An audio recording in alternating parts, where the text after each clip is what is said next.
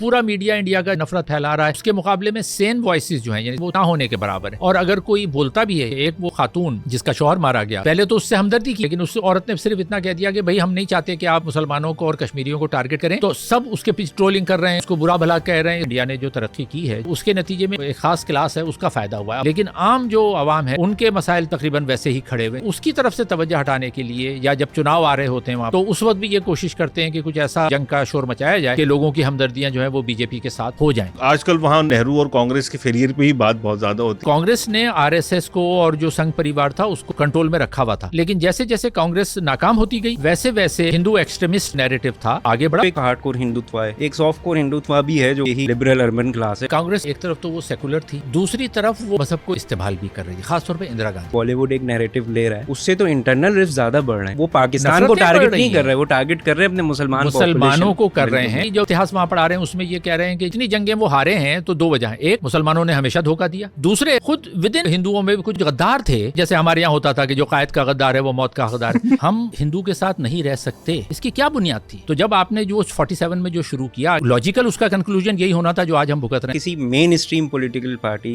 नून league, peoples party, PTI, तो मैंने कोई ऐसे उनको नहीं देखा कि वो इस तरह का कोई बयानिया दे रहे हो किसी भी माइनॉरिटी के खिलाफ और उसको वो इलेक्शन कैंपेन के तौर पे कैश कर रहे हैं, जो हमें इंडिया में एक मेन स्ट्रीम पार्टी के तौर पे नजर आ रहा है।